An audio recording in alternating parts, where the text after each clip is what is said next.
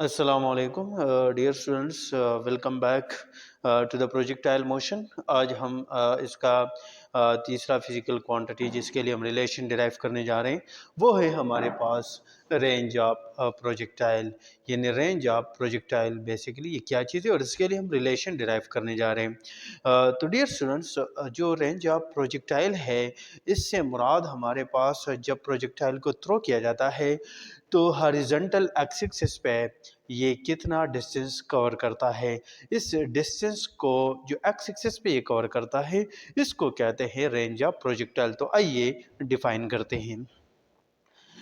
Maximum distance which a projectile covers in the horizontal direction is called range of projectile। या दूसरा definition, horizontal distance from point of projection to point of impact is called range of projectile। अजीज तलबा, ये हमारे पास है point of projection. यहाँ से projectile को initial velocity we से थ्रो किया जाता है और वो प्रोजेक्टाइल जाकर जिस पॉइंट पर ये ग्राउंड को हिट करता है उसको कहते हैं पॉइंट ऑफ इम्पैक्ट। ये मेरे पास है पॉइंट ऑफ इम्पैक्ट। अब यहाँ पर हमारे पास ये पिछले टाइम ऑफ फ्लाइट के अंदर भी हमने डिस्कस किया था, यहाँ से यहाँ तक हॉरिजॉन्टल एक्सिस पे ये जो डिस्टेंस है इस डिस्टेंस को कहते हैं रेंज ऑफ प्रोजेक्टाइल। ये हॉरिजॉन्टल डिस्टेंस है जिसको कैपिटल आर से रिप्रेजेंट किया जाता है and that is called range of projectile. अजीज तलबा, आज हम इसी के लिए रिलेशन डिराइव करने जा रहे हैं। यहाँ देखें, consider a projectile which is projected with initial velocity vi making an angle theta with x-axis as shown in figure। यहाँ पर एक प्रोजेक्टाइल को इनिशियल वेलोसिटी vi से थ्रो किया गया जो कि हमारे पास एंगल थीटा बना रहे हैं और ये यहाँ से जाते हुए इस पॉइंट पर ज़मीन को हिट करता है, ग्राउंड को हिट करता है। तो ये जो मेरे पास डिस्टेंस है along x axis this is called range of projectile. इसके लिए अब हम रिलेशन डिराइव करने जा रहे हैं। Relation for range R by using second equation of motion along X axis. इससे पहले जो हमारे पास टाइम ऑफ फ्लाइट था उसके अंदर हमने second equation of motion use किया था, लेकिन वो सेकंड इक्वेशन ऑफ मोशन हमारे पास था अलोंग वाई एक्सिस। और आज हम जो ये डेरिवेशन कर रहे हैं तो ये सेकंड इक्वेशन ऑफ मोशन है एस एक्स। ये जो एक्स हैं ये रिप्रेजेंट कर रहे हैं एक्स एक्सिस को। यहाँ पर जो इनिशियल वेलोसिटी जो रेक्टेंगुलर कंपोनेंट है this is along X axis, ये है हमारे पास वी आई एक्स। और इसी तरह ये टाइम प्लस 1/2 ए एक्स। यहाँ पर जो एक्सेलरेशन है तो याद रखें हम प्रोजेक्टाइल में शुरू से पढ़ कर आ रहे हैं कि हमारे पास ए एक्स जो है ये ज़ीरो होती है। उसकी वजह ये है अजीज़ तलबा कि अलोंग एक्स एक्सिस जो चेंज इन वेलोसिटी है वो रिमेंस कांस्टेंट, यानी कोई चेंज अकर नहीं होती, इसलिए एक्सेलरेशन भी प्रोड्यूस नहीं होती। क्योंकि जब चेंज इन वेलोसिटी अकर होगी थ्रू आउट द मोशन जो वेलोसिटी अलोंग एक्स एक्सिस है वो रिमेंस कांस्टेंट होती है, इसलिए एक्सेलरेशन जो है वो ज़ीरो के बराबर है। तो यहाँ पर जो मेरे पास डिस्टेंस अलोंग एक्स एक्सिस है इसका नाम हमने रखा है capital R which describes the range of projectile. इसके बाद जो वी आई एक्स हैं ये हमारे पास बराबर है वी आई कॉस थीटा के, रेक्टेंगुलर कंपोनेंट है। और जो स्मॉल टी है इसको रिप्रेजेंट किया कैपिटल सी से टी से। और ये जो ए एक्स है ये हमारे पास ज़ीरो के बराबर है क्योंकि एक्सेलरेशन अलोंग एक्स एक्सिस या हॉरिजॉन्टल कंपोनेंट ऑफ एक्सेलरेशन जो है वो हमारे पास ज़ीरो के बराबर होती है।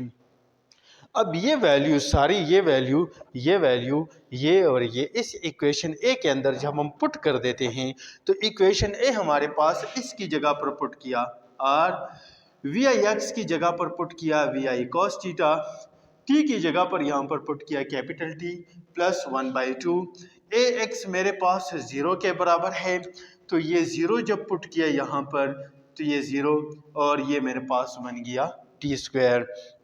So R is equal to Vi cos theta t plus 0 यहाँ मल्टीप्लाई हुआ इस टर्म के साथ, तो ये पूरा टर्म मेरे पास 0 आया और ये मेरे पास बन गया r is equal to we I cos theta multiply by T. इसको मैंने इक्वेशन बी का नाम दिया।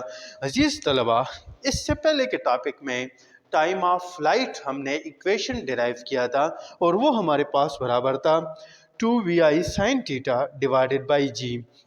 ये जो इक्वेशन है टी की जगह पर ये वैल्यू मैं इक्वेशन बी में इस पॉइंट पर पुट करता हूँ। ये जो मेरे पास टाइम है इस पॉइंट पर ये वैल्यू पुट करता हूँ, तो मेरे पास equation B becomes R is equal to we I cos theta plus 2vi sin theta divided by g. तो डियर स्टूडेंट्स, जब यहाँ पर हमने वी आई कॉस थीटा और इस कैपिटल टी जो कि हमारे पास टाइम ऑफ फ्लाइट है, प्रोजेक्टाइल मोशन है, इसकी ये वैल्यू जो हमारे पास है जिसको ऑलरेडी हम डिराइव कर चुके हैं, इसकी जगह पर ये पुट किया तो ये इक्वेशन हमारे पास बन गया। अब ये देखो, एक वी आई ये है और एक वी आई हमारे पास ये है, तो ये बन गया वी आई स्क्वायर और ये बन गया 2 sine theta cos theta divided by g, 2 sine theta cos theta divided by g. इसको मैंने इक्वेशन सी का नाम दिया। अजीज तलबा, ट्रिग्नोमेट्रिक फार्मूलेस के अंदर आप लोग ये पढ़ चुके हैं कि 2 साइन थीटा कॉस थीटा हमारे पास बराबर होता है साइन 2 थीटा। तो 2 साइन थीटा कॉस थीटा में इक्वेशन सी में मैंने ये वैल्यू पुट की है। ये जो मेरे पास है 2 साइन थीटा कॉस थीटा जो कि बराबर है इस वक्त साइन 2 थीटा। जब ये वैल्यू मैंने यहाँ पुट की तो ये बन गया V I square sine 2 theta divide by G. Dear students, this is the relation for the range of projectile. ये प्रोजेक्टाइल रेंज ऑफ प्रोजेक्टाइल के लिए रिलेशन है। अब हमारे पास ये है कि हमारे पास कब मैक्सिमम रेंज अपटेन होगा। यहाँ अजीज़ तलबा फिगर में देखेंगे हम, तो यहाँ पर ये मेरे पास रेंज आ रहा है। अब इस वक्त अगर हम डिफरेंट एंगल से जाएंगे तो डिफरेंट्स हमारे पास रेंज अपटेन होंगे। तो इस तरह हमें कब पता चलेगा कि इस वक्त यहाँ पर ये रेंज है, इस पॉइंट पर रेंज ये है और इस पॉइंट पर रेंज हमारे पास ये है। तो कब हमारे पास मैक्सिमम रेंज अपटेन होगा, यानी मैक्सिमम डिस्टेंस कवर करेगा on X axis, horizontal axis पे, तो उसके लिए range of projectile will be maximum when the sine of an angle is 1। याद रखें, ये इनिशियल वेलोसिटी ये तो हमें नॉन है, ये तो हमें मालूम है कि किस वेलोसिटी से हमने थ्रो किया है। जी जो है ये ग्रेविटेशनल कांस्टेंट है।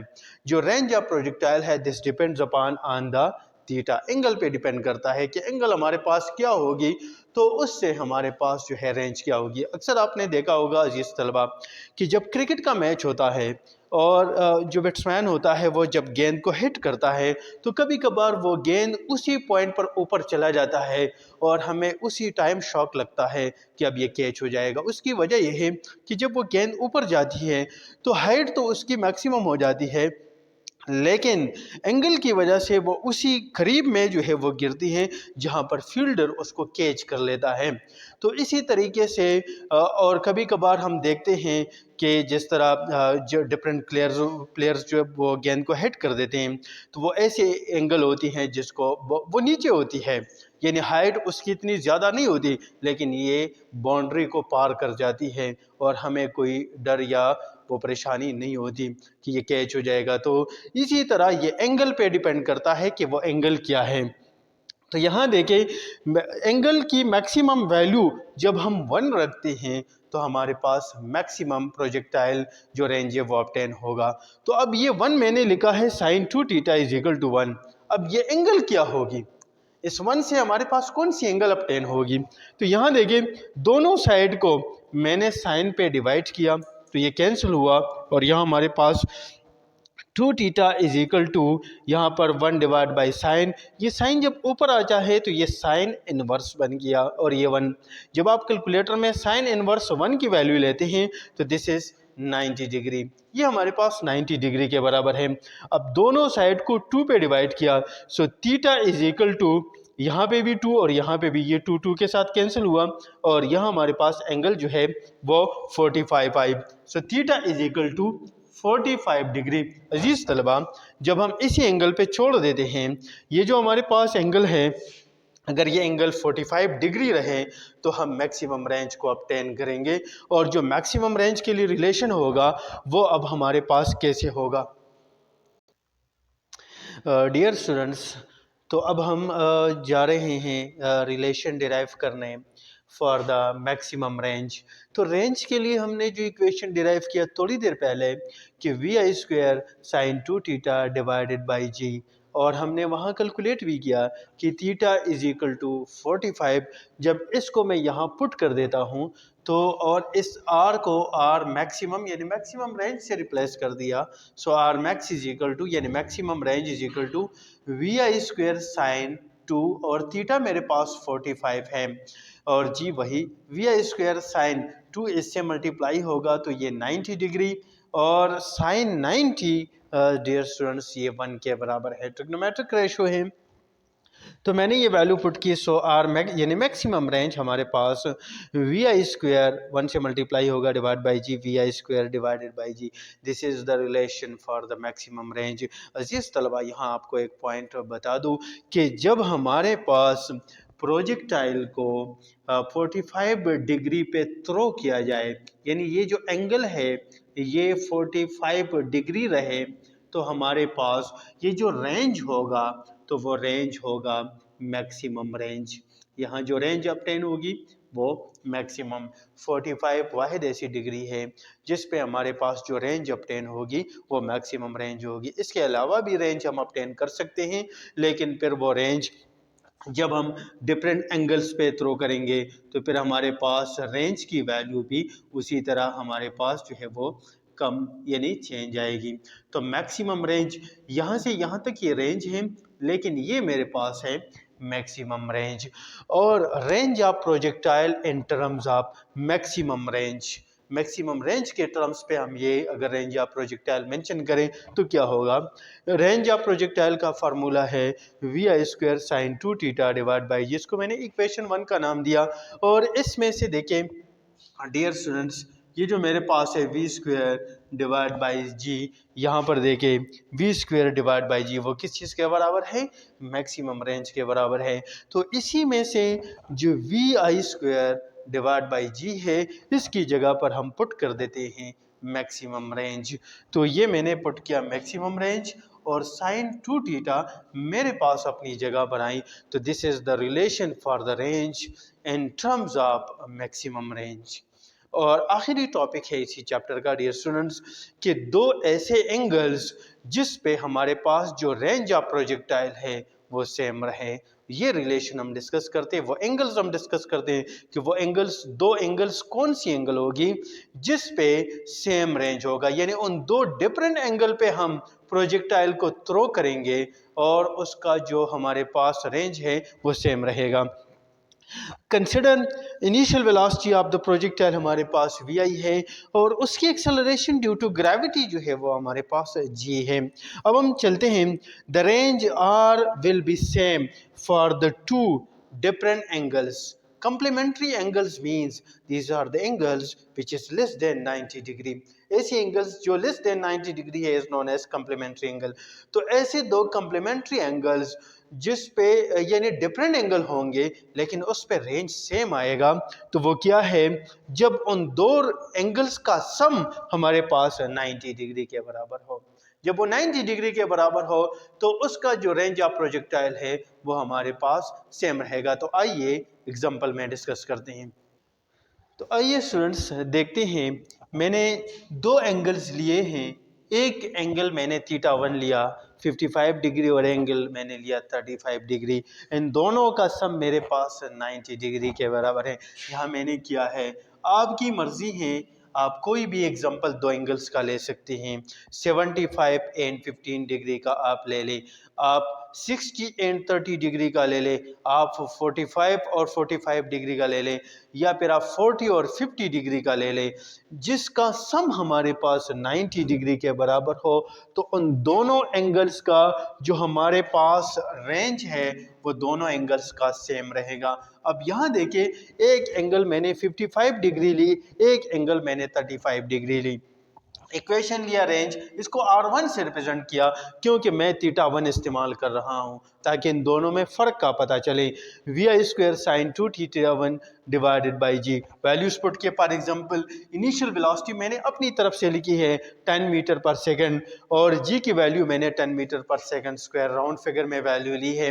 जब ये वैल्यू मैं पुट करता हूँ और θ1 की वैल्यू मेरे पास ये है, इसमें पुट किया, this is vi², this is sin 2 और ये θ1 है और ये मेरे पास g की वैल्यू है, ये 100 हो जाएगा और नीचे जो मेरे पास 10 है ये इसके साथ कैंसिल हो जाएगा, यहाँ मेरे पास 10 की वैल्यू आएगी, 2 इसके साथ मल्टीप्लाई होगा, दिस इज 110 डिग्री और साइन 110 डिग्री। अजीज तलबा, जब आप साइंटिफिक कैलकुलेटर से फाइंड आउट करेंगे तो यू विल गेट 0.939 और ये चूंकि रेंज है डिस्टेंस है तो इसका यूनिट मीटर है और जब ये दोनों मल्टीप्लाई होंगे so you will get 9.39 metre. अब यहां देखें, मैंने दूसरा एंगल लिया θ2 which is 35 degree. Initial velocity वही है, साइन यहाँ एंगल मैंने सिर्फ चेंज की है, इनिशियल वेलोसिटी की वही वैल्यू है, जी की भी वही वैल्यू है, जो मैंने चेंज की है तो वो θ2 है, वो 35 डिग्री है। ये मैंने किया तो इससे मेरे पास आई 100 डिवाइड बाई 10, इससे 10 आया, ये 235 से मल्टीप्लाई होगा, that is become 70 degree and sine 70 मेरे पास 0.939। साइंटिफिक कैलकुलेटर से चेक कीजिएगा डियर स्टूडेंट्स, और जब ये 10 से मल्टीप्लाई होगा, again now look here 9.39 metre, this is the range. तो यहां देखें, ये जो रेंज है मेरे पास, ये दोनों रेंज सेम है and this is called the two projection angle for the same range. यानी दो एंगल्स है, डिफरेंट एंगल्स हैं, लेकिन उसका सम जब हमारे पास 90 डिग्री के बराबर हो तो उन दोनों का जो रेंज हम गेट करेंगे, जिस तरह मैंने एग्जांपल में भी सॉल्व आउट किया है, दोनों में हमारे पास रेंजेस जो है वो सेम है। बाकी वेलोसिटी और एक्सेलरेशन हमारे पास वही वैल्यू है जो दोनों के अंदर हमने डिस्कस किया। डियर स्टूडेंट्स, कभी कभार पेपर में MCQs में आ जाता है कि यहाँ पर मैंने लिखा है for which pair of angles the range of projectile is same. यानी पेयर ऑफ एंगल्स हैं लेकिन इस पे जो हमारे पास रेंज ऑफ प्रोजेक्टाइल है वो सेम रहेगा, तो इसमें कैलकुलेशन में जाने की ज़रूरत नहीं है, ऑलरेडी हमने डिटेल में डिस्कस किया। अब आप यहाँ देखेंगे कि अगर इन दोनों का सम 90 डिग्री के बराबर है तो इट मीन्स कि यहाँ पर हमारे पास इन दोनों एंगल्स का रेंज ऑफ प्रोजेक्टाइल सेम रहेगा। अगर हम यहाँ चेक करते हैं तो अगर ये 90 के बराबर है तो भी हमारे पास, लेकिन देखें अजीज़ तलबा, यहाँ पर ये हमारे पास जो है 90 के बराबर नहीं है बल्कि ये 85 डिग्री आ रहे हैं। यहाँ अगर आप देखेंगे तो ये भी हमारे पास 85 डिग्री आ रहे हैं। ये वो पॉइंट है जहाँ पर इन दोनों का सम हमारे पास 90 डिग्री के बराबर है। तो हमारा आंसर हुआ कि 15 एंड 75 डिग्री। ये हमारे पास वो एंगल्स हैं जिन एंगल्स में हमारे पास जो है क्या नाम है, रेंज ऑफ प्रोजेक्टाइल जो है वो सेम रहेगा। यहाँ भी हमारे पास 85 आ रहे हैं, ये इससे कम आ रहे हैं, ये इससे ज़्यादा आ रहे हैं, लेकिन दिस इज अवर आंसर। तो इसको ऐड करते ही आपको अंदाज़ा हो जाएगा कि the range of projectile will be same. Thank you, अस्सलाम।